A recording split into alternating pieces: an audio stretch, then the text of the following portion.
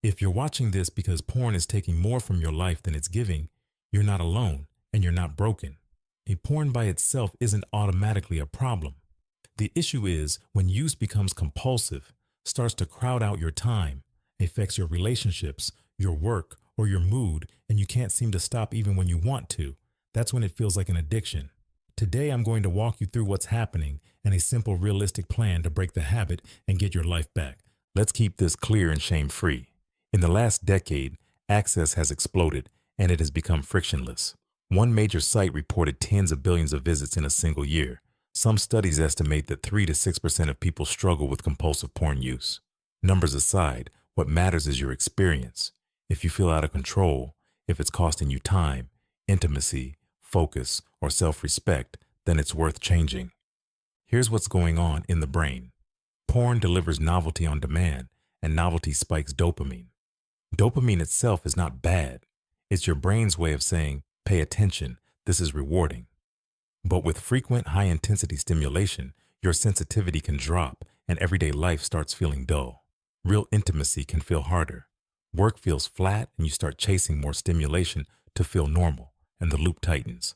That's why stopping can feel harder than you expect. But there's the good news. You can change this. The first step is a calm, honest decision. You don't have to swear off anything forever right now. Decide that for the next 30 days, you're taking back control. Write down your reasons in one sentence and read them when urges rise. For example, I'm quitting to rebuild focus, intimacy, and self-respect. Put it in your notes, stick it on your desk, make it easy to see.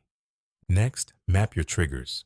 Triggers can be states, places, and cues. States like stress, boredom, loneliness, and late-night fatigue. Places like your bed with your phone, a certain room, or being alone at home. Cues like certain websites, specific social platforms, or even small habits like taking your phone to the bathroom. For 2 days, notice when the urge hits and write down what came just before it. You'll see patterns fast. Awareness gives you leverage. Once you see the pattern, add friction to it. Willpower is weakest when the cue is easy and the reward is one tap away. Make it harder to act automatically. Install website blockers and filters on every device you use. Use accountability software if that fits your values. Move your phone charger out of the bedroom. Put your laptop in a common area at night. Set your phone to grayscale. Log out of sites. Turn off private browsing. These are not forever but are a scaffolding while your brain resets. Then you'll need replacements because you can't delete a habit without giving your brain something else to do.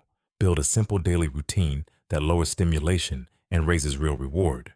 In the morning, keep the first 10 minutes phone free, drink water, and step outside or look out a window.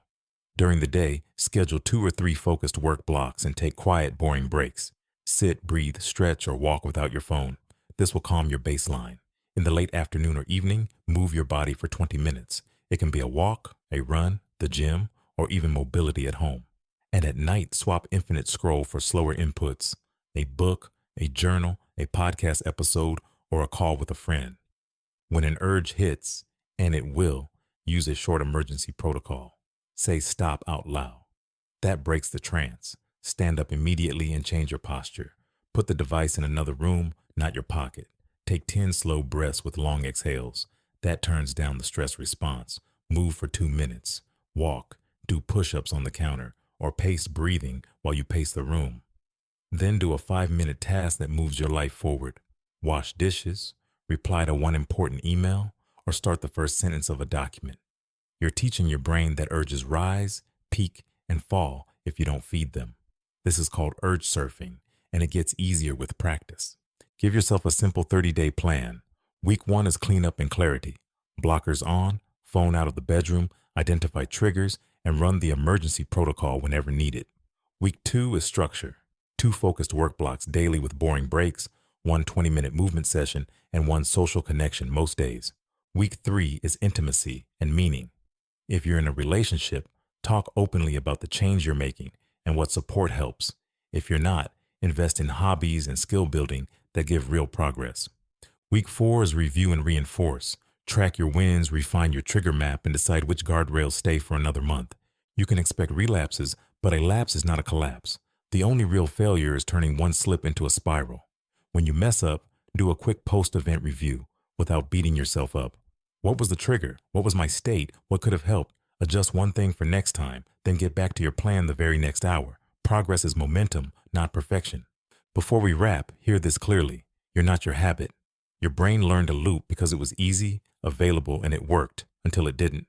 You can teach it a new loop, make access harder, make your baseline quieter, replace the behavior with movement, focus, connection, and rest.